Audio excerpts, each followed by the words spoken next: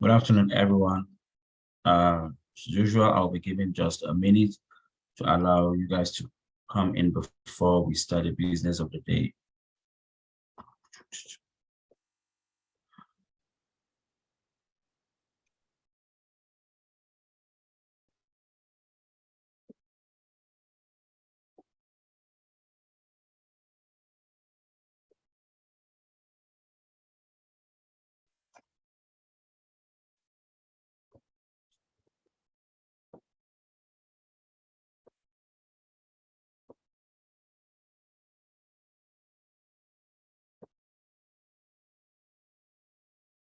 Okay, like I said about a minute ago, you guys are welcome.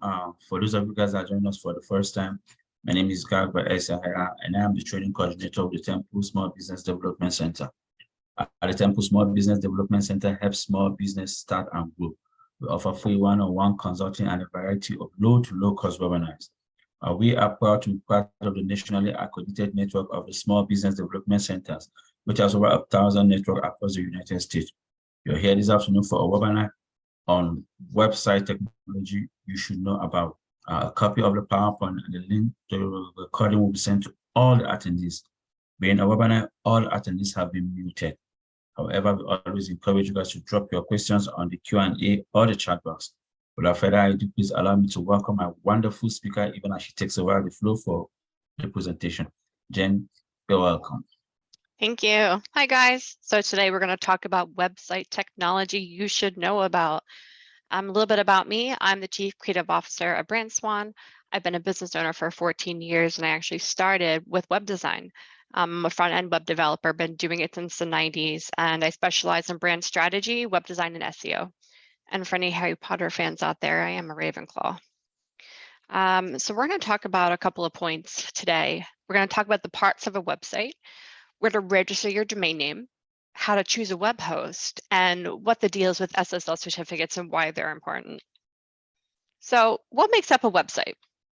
And this is probably the biggest question I get asked with my clients, because if I say, hey, we're going to move your host, they don't realize that their domain name might be coming along or what have you. So for those of you who are my age and older, hopefully remember the library card catalogs. And this is an analogy I like to use. So your domain name is like the card catalog. You open the little drawer and you find your website, and it tells you where your website is located in the library. So consider the card catalog your domain name. It kind of shows you the records and gives you information about it. But the actual website is the book on the shelf. And the way most hosting companies work is that one shelf contains several different types of books. So your book might be one of 30 that is on a shared hosting server. So that's what the environment looks like. Here's a little bit more of a diagram. So you have your domain name here on the left, and your domain registrar is where you buy the domain. And there are so many great options, and I'll give you a list of the ones I like. The one that comes to mind is really Google Domains. The only downside to that is they don't always offer all the cool extensions that we'll go over soon. For example, my website is brandswan.design, so that's a bit more fun. So the domain registrar is where you buy the domain, and no matter what, you could always point your domain there. And regain control of your website. Your domain for me is the most important part. And you rent it for life. You never quite own it when you buy it. You just rent it forever. Then you have your domain control, also known as DNS. And this is where your domain records live. By default, your domain control resides with the domain registrar. However, there are times where you might want to change that.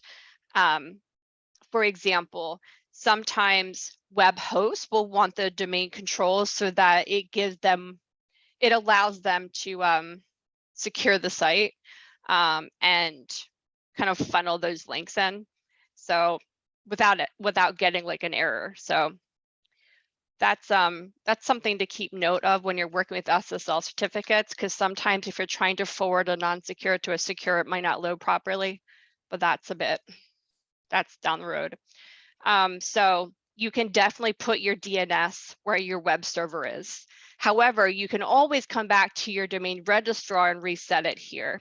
But this allows you just more settings, more control of your hosting account when your domain records live here.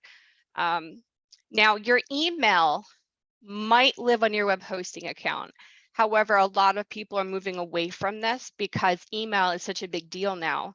There's so much more that goes into it. So if you're getting email from a web host, it's probably not that great.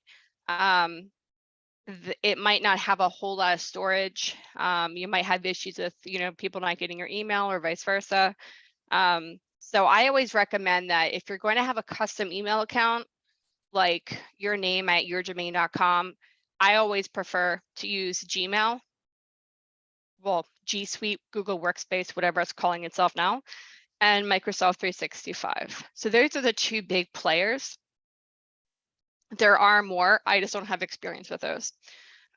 So just pick an email account that's the best for email and not just because it's free on your web hosting. A custom email is about $6 to $12 a month, to give you an idea of what that might look like. So although your email might live on your web host, it also can just be on its own, a completely different provider. And then you're probably wondering to yourself, well, where does email work into all this? Email really doesn't have anything to do with your website. The only reason why email is even on here is because over here at the domain registrar and wherever your domain control is, you let the world know where your email servers are. So that resides on your domain control records. It's kind of like a pilot control or air control. It's telling the world, where all your stuff is located so that they can load it. So that is the general idea of what makes up a website. So for domains, I kind of explained this a little bit, but the domain registrar and controller can be different places. So again, if you want your domain control, always go back to the registrar. But one thing you do have to know is that if you transfer your domain registrar, it wipes the records a lot of the time. And then you have to kind of re-add it in the new spot. So if your email goes down, that's why. So what I always like to do is take like a screenshot of your current DNS settings before you go ahead and make that switch. You can also transfer your domain around. So for example, if it's registered on GoDaddy, you could transfer it to Google. One benefit of that is that Google offers free SSL certificates, whereas GoDaddy charges. Now, I believe they're jumping on the bandwagon of free SSL so they compete with the new industry. So that might have changed at some point. So here's my number one tip. Buy domains from a domain registrar and not a hosting company. If you change host, they usually prefer you take the domain with you, which means it's just more of a hassle. So for example, I want to say it's Bluehost, but I can't quite remember who. They had a domain and a website and the client wanted to move the website away and the domain records weren't working. And they said, oh, well, we don't host domain records if the website isn't with us, because that's not the business they're in. So we actually had to move the domain away from that host. That's not always like that. But again, it could be a bigger hassle depending on the actual company. And again, tip number 2, pick the best email provider. Don't let it have anything to do with what might be free on your hosting account. It's just not worth it. Stick to the experts. So here's my top 5 domain names. So Google Domains is free. Free privacy, I mean. Domains are about $12 a year. Free privacy, which means people can't look you up and get your personal information. And they offer free SSL, which is cool. Domain.com is a good one. GoDaddy.com is, they might offer free privacy soon, but GoDaddy.com is just fine for domains only. Namecheap, like there's just so many. Usually they're fine. Just be aware that if you don't see a phone number on the website prominently, chances are they don't want to be contacted via phone. So if you are very strongly feel that you have to like talk to someone to resolve your problem, make sure you can find that phone number, because if you can't, it's probably a ticket system or email or chat system, which I love, honestly, but to each their own. As you can tell, I'm an introvert. Okay, so here are some really cool website extensions. And guys, there are so many more too. Of course, you have your .com, .net, .org, .biz, .edu, .gov. Now, some of these are regulated. So for example, there's a .realtor, but you can only get that if you actually are a certified realtor. So you can't just grab any of them.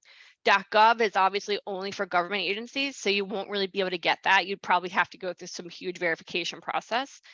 .photography, .ninja, .coach, .care, there's just way more. So if you were to Google website extensions, you're going to see a lot of these on there. One of my friends got a .sweden one because he's in Sweden, so that worked out there. And I believe Google Domains didn't have that extension available, so I think we went to GoDaddy or something.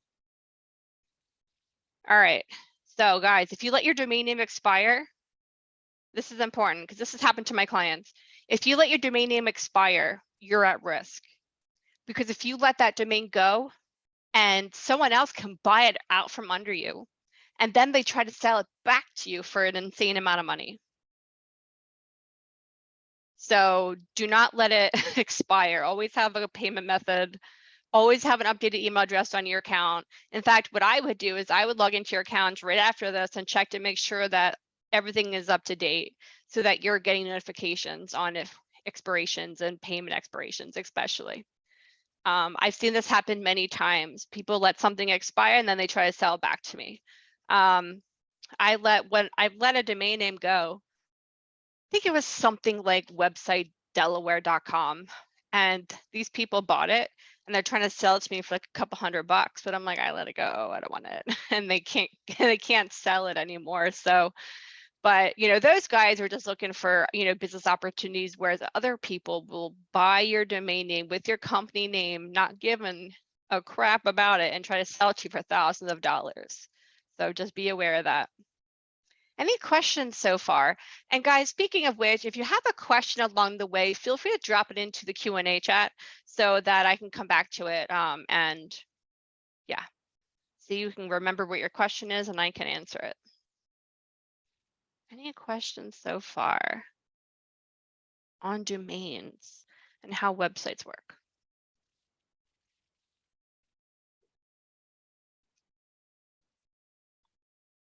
Okay. Yudita, I hope I said that right. Which one is better, .com or .org? So .com has the appearance of for-profit.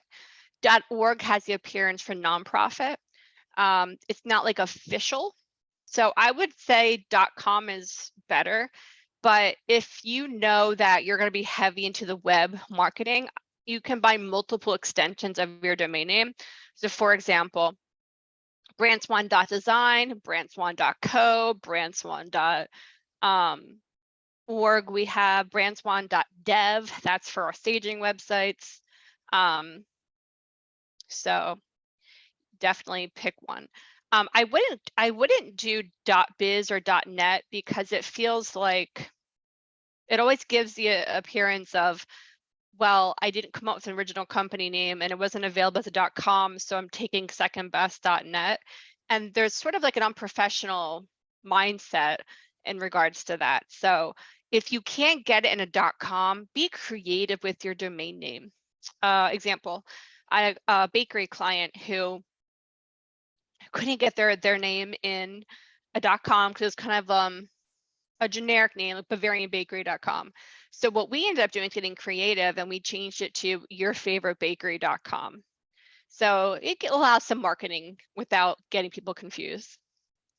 So there's hopefully some suggestions, but I usually stay away from all that .net, .biz. They're not super professional. Hope I answered your question there.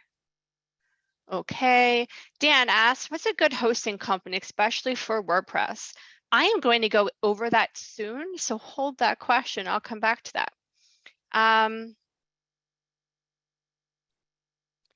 Mary asks, if you buy a domain at domain.com and want to host your website on another hosting company, do they charge you to transfer it? Yes and no. So what happens is you pay to transfer the domain name, but it extends it another year. So you're kind of like pre-buying a year, but you're not losing time, if that makes sense. You're getting more time for it. So yes, they typically charge you, but you get a year extension. Okay, I bought a domain name from the same hosting company, Bluehost. Can I switch to Google for the domain name only? Yes, you would just do a domain transfer. And there are certain things that you need to watch out for. In order to transfer a domain name, you have to unlock it and also get that authorization code, which is usually, it's usually listed there. So you'll see your authorization code in the back end when you're doing it. It really just depends on who you're using. They're all a little bit different in how they display that information. Rona says, any thoughts on Verizon Small Business? They used to be Yahoo. I know they are transitioning, but we've had problems already. That sounds like a ISP or like a internet provider.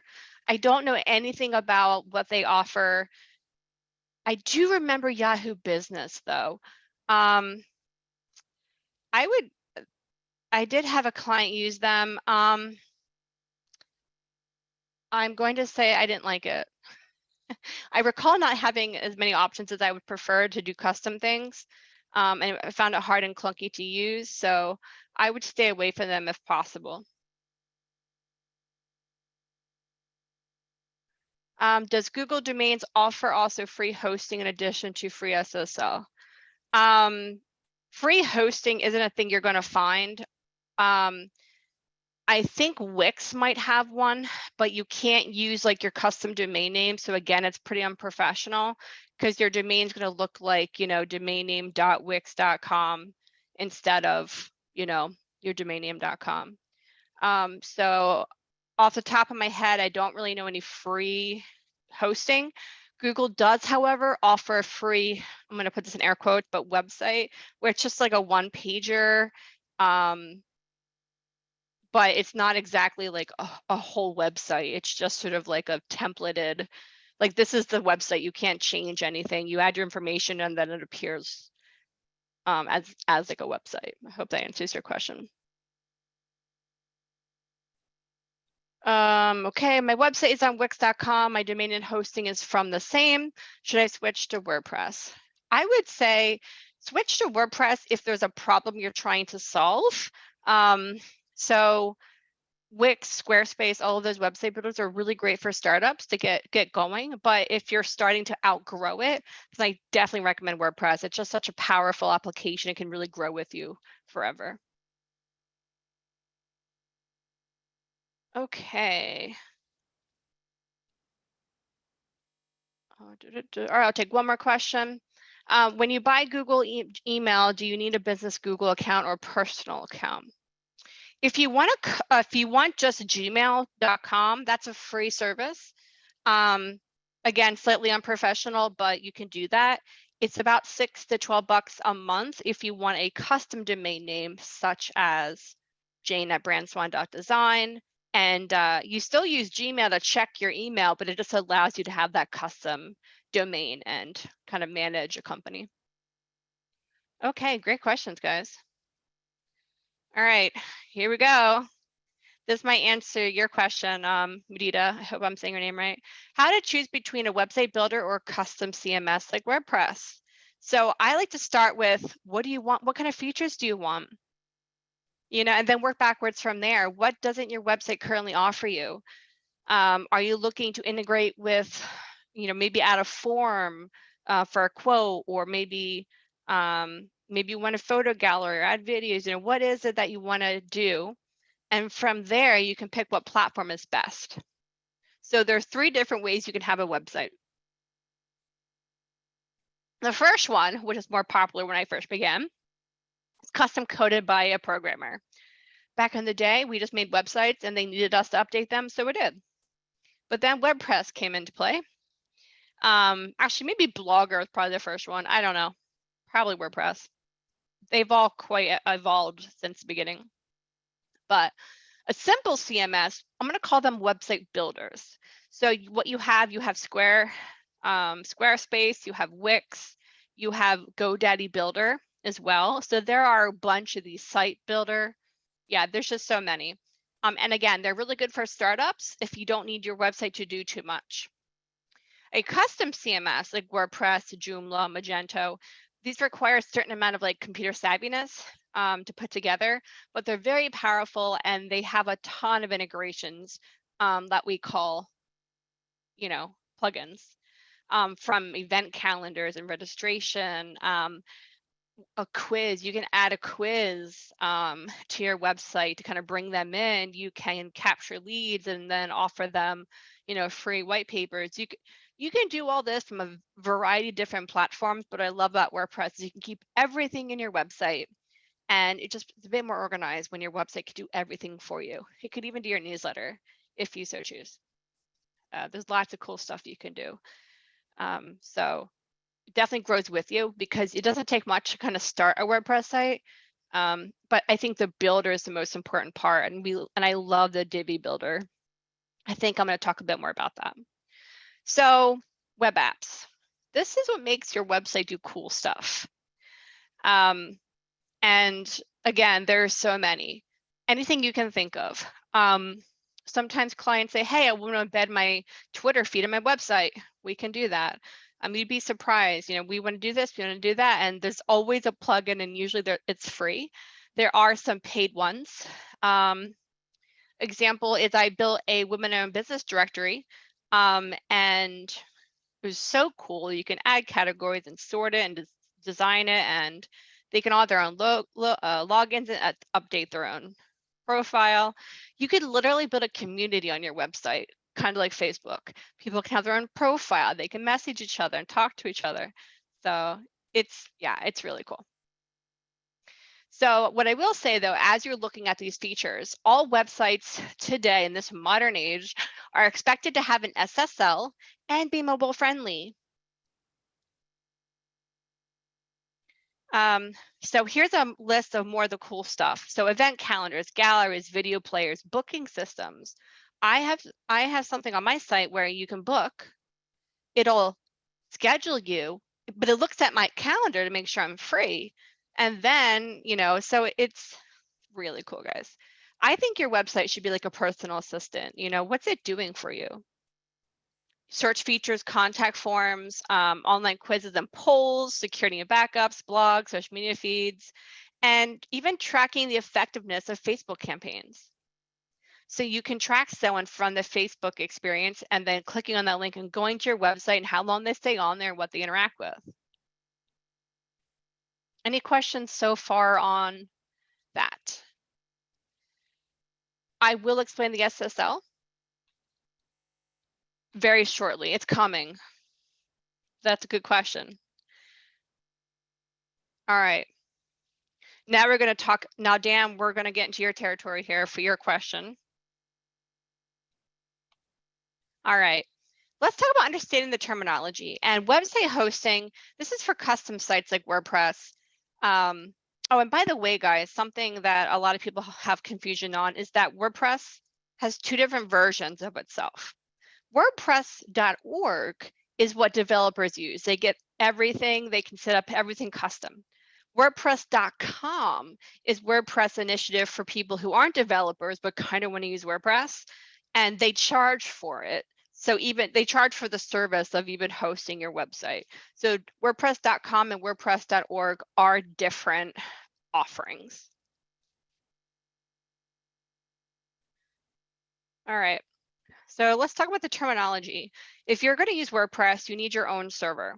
And back in the day, you would be getting hosting for $100 a year. Unfortunately, or fortunately, depending how you look at it, the web can do some really cool stuff now. We're talking animations and dynamic stuff. And so what does that mean? That means that your website needs more resources to run, especially when we're using the builders.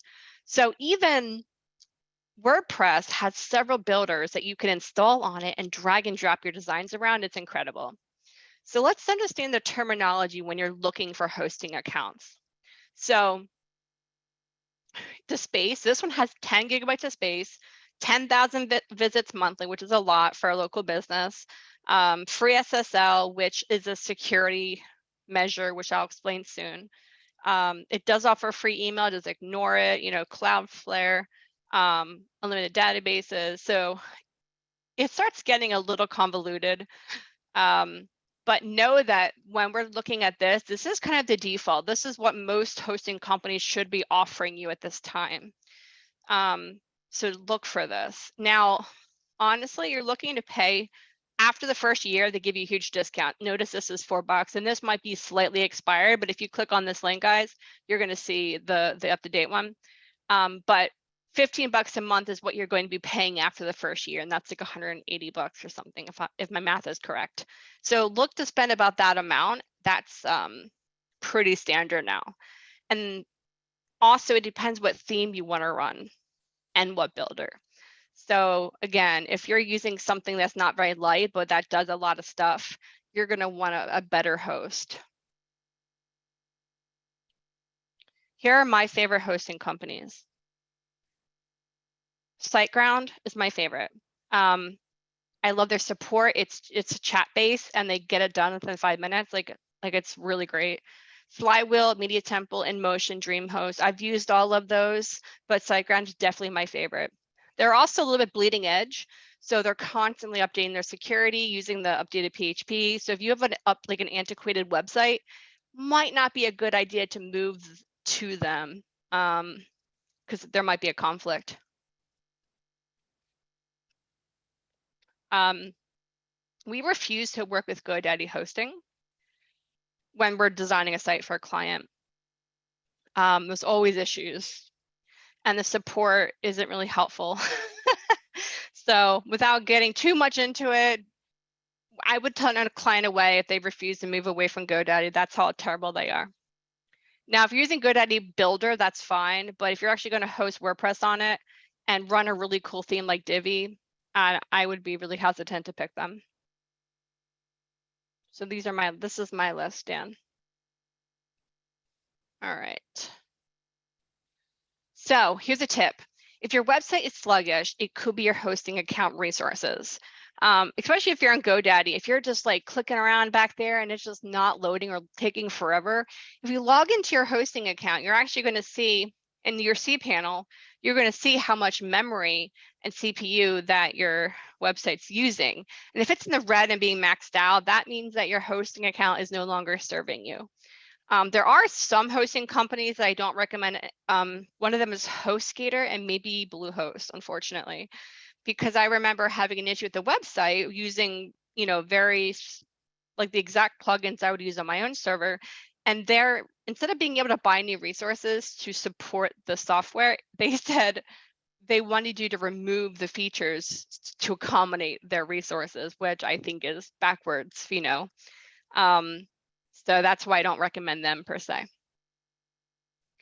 So yeah, other things you can do if your website's sluggish is to reduce your image sizes. Sometimes people upload full image sizes right off their camera, and that can really drag down your site, especially for mobile. Installing a cache can also help. Also, getting rid of plugins that you're not using, just delete them so that they don't load.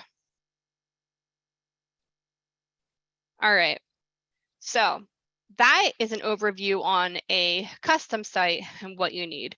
You need your own host, and then you just install WordPress.com or WordPress on it. Usually a one-click install. So they make it really easy once you do pick a host to just install WordPress and get going right away. All right.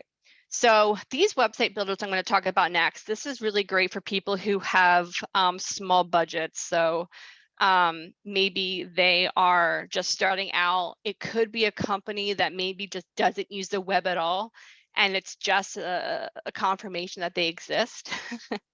And maybe the industry doesn't call for a super fancy website, then you could also get away using this. The one thing you need to know is that if you're using WordPress, you can transfer your website anywhere, and you can change developers at any time because everyone knows WordPress.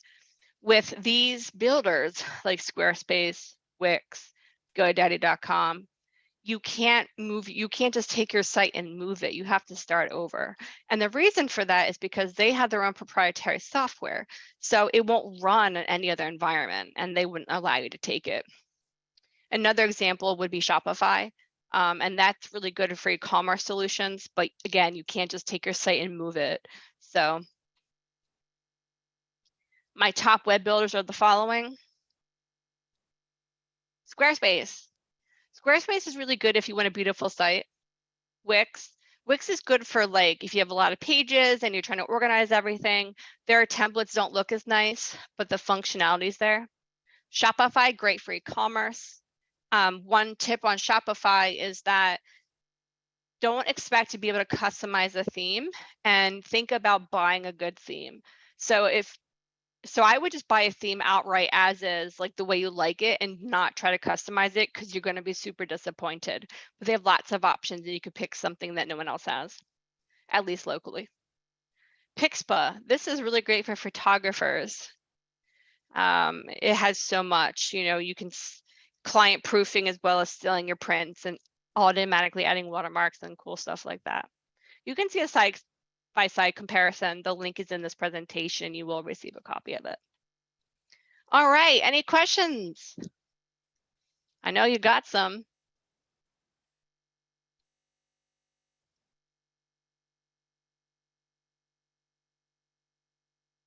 Any questions?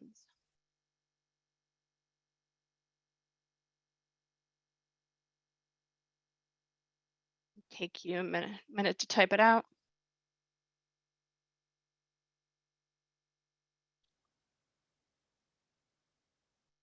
All right. Here we go. Mudita, which one is better, WordPress or Drupal? I have to be honest, I don't know too much about Drupal. I know it's good for something, and I know that there's a company in Delaware who works just with Drupal. So unfortunately, I don't really know which one's better. I think they're just different for certain things. Drupal's probably a bit faster, I would say. WordPress, it integrates with so much, you can really bog it down. I think it just depends on what you're trying to accomplish.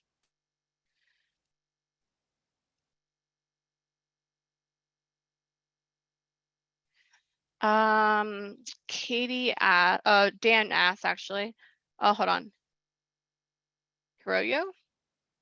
Is it a good idea to add your business email address and virtual address to your website in addition to the contact form? Some people do. I don't want to get spammed, so I always just have the form and leave out the email address, but it's up to you. Dan asked, what works best with WordPress as far as hosting? Well, I gave you the list of hosts. I would say pick your host based on what theme you want to use. So for example, Divi has recommendations of hosts that they think is best with their theme.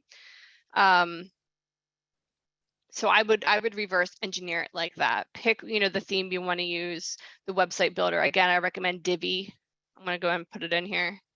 And then it'll give you a recommendation of hosts that work well with it. Okay, Katie, I'm a photographer just starting my website and I'm clueless. Where should I start? Geez, as a photographer, I would check out the Pixpa. The pricing is based on how much storage you need. So if you're just starting out, you won't have much storage, so your monthly price will be different. So give Pixpa a shot. You might like that. Yeah, give that a go. Okay. Rona, how do we leave our provider but recreate our website without starting over? We went with Verizon because they could duplicate our existing website. Rona, you might need to email me about that one because I'm not familiar with Verizon system, but it sounds like, was your website created in WordPress? Do you know? Because I don't know if they moved the website for you or if they actually coded it custom for you. Yeah. Okay, custom. Is it WordPress?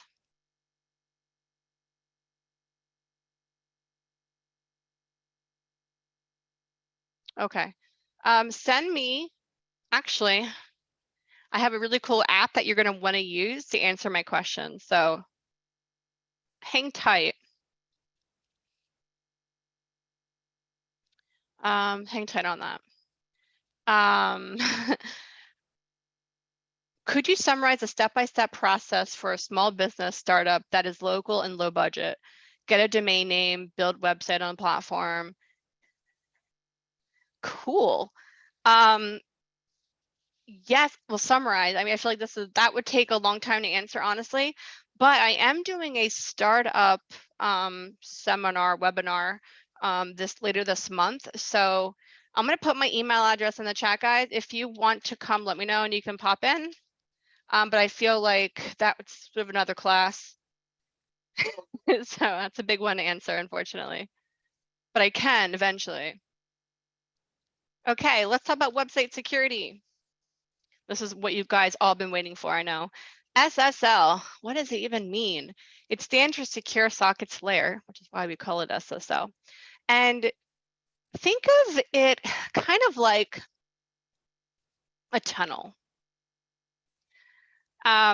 So someone's on your website, they fill out a form and they hit send. The SSL kicks in and it's like, oh, this is information. I'm going to send it to the server securely. So it puts this contact form information in a tunnel, and think of it as just like a car in a tunnel. It's driving through the tunnel, and then it gets to the server, and then the SSL's job is done. So when you're sending information, maybe you're logging into something, it does that securely and protects it. However, it doesn't protect it when you're just on your browser or it's reached the server. It only protects it during the transit time. They used to be $80 a year, but a lot of companies are offering it for free. And so that's changing. And I'm glad, because I'm not sure if you guys recall this time, but out of nowhere, Google was like, this site is not secure. And all the websites had these bright red unlock keys on their address bar, right? Everyone was terrified. No one wanted to visit any website that wasn't secure. So now that's practically a default setting, these hosts are working it in for free. And I think that's really cool. So yeah, this is sort of like a default setting from this moment forward. Okay, question for you guys. I'm not sure if you saw it or not, but true or false? True or false? An SSL prevents your website from being hacked. An SSL protects your website from being hacked. True or false?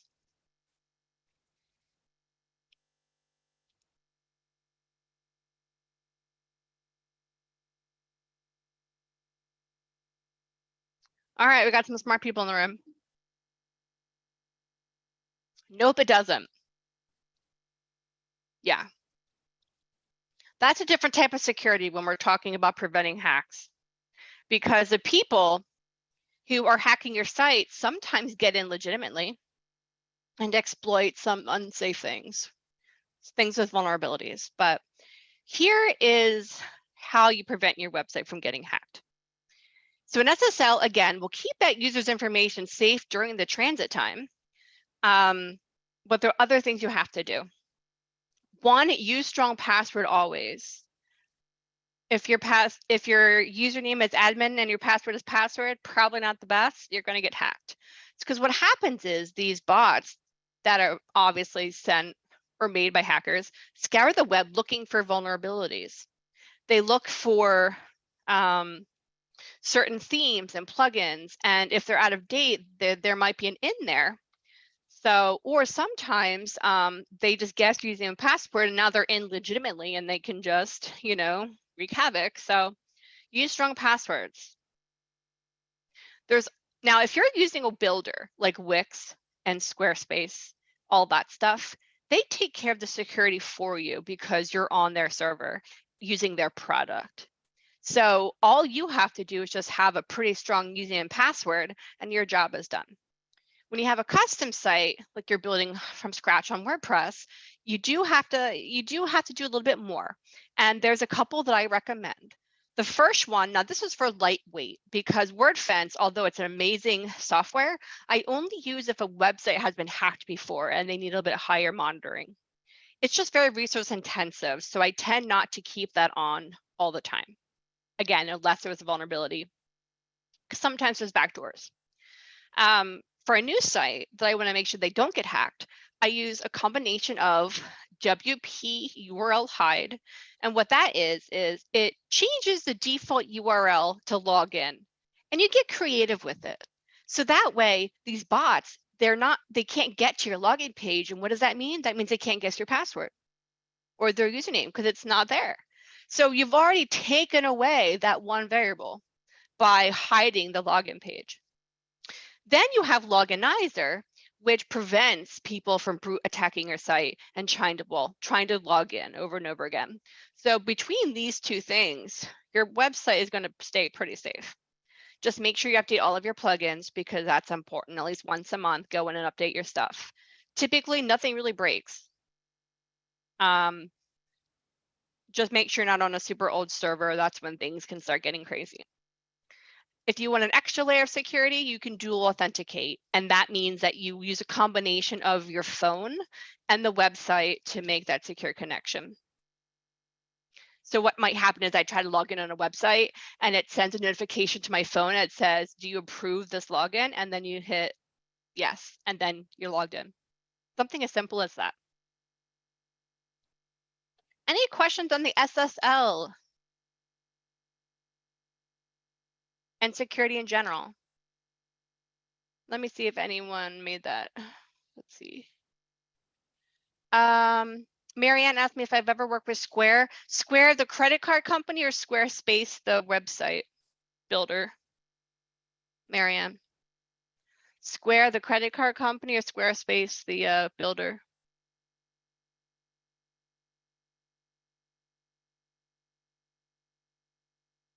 Okay.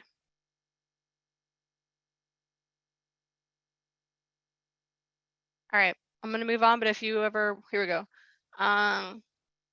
So for a new site, you want to use both WP URL hide and WordFence. I usually recommend WP URL hide and Loginizer. One second.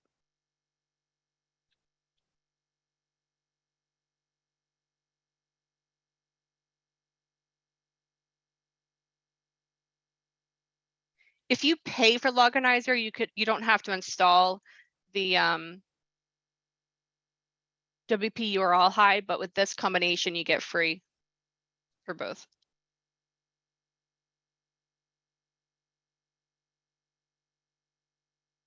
Marianne says Square Up is what our website is on. I have never heard of Square Up, but I will look that up because now I'm curious.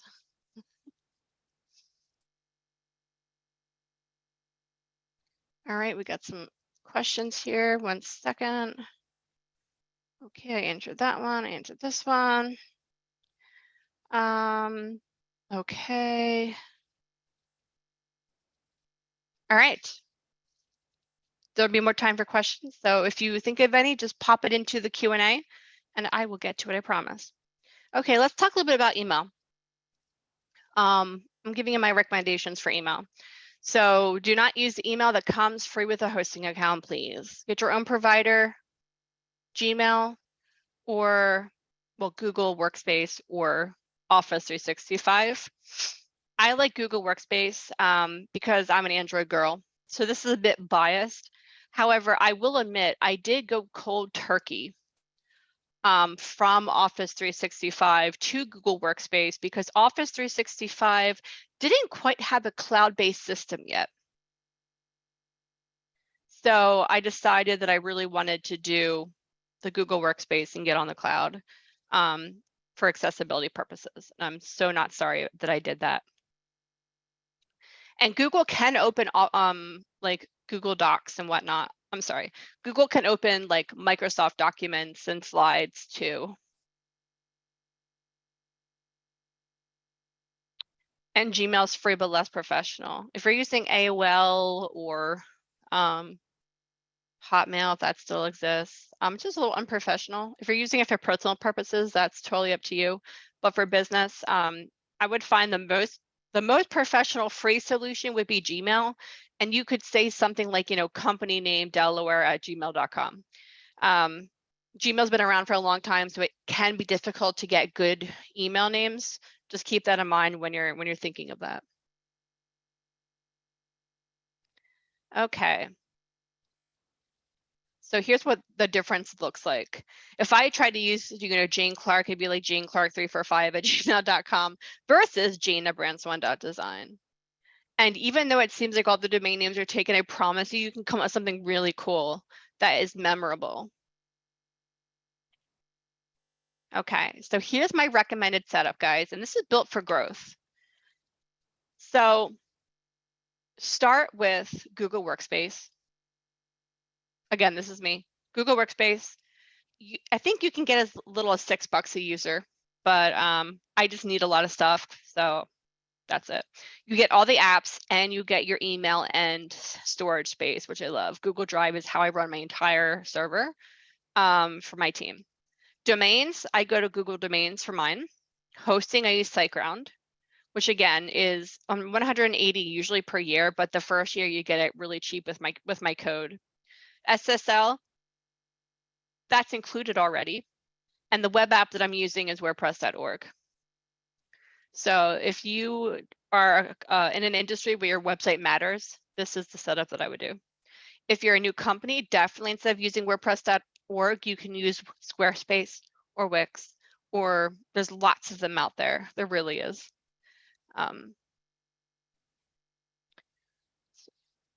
Okay, before I get into this, I'm going to answer a couple more questions I see here. Dan asks, can you use Google Drive for hosting as well or anything Google related? It's a tough one. Yes and no, but not for hosting. Yeah. Now I know Google does have like a hosting plan. I don't know too much about it. It's fairly newish. It was kind of in beta for a while. So I don't know how good their hosting is. And since it's not broken, I'm not trying to fix my hosting solution. I'll probably give it a try.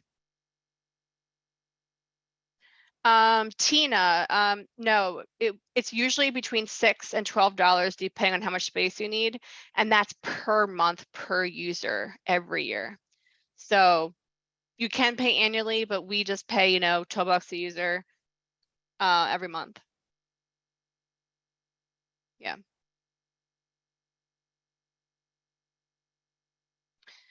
For Google Drive, we host all of our Google Docs, Google Slides, and all that stuff on it. You can organize those folders in different drives, which I think is awesome. Again, just depends on how big your team is and how much you need it, but we have almost a terabyte of data on our Google Drive, and it's completely organized in a beautiful way.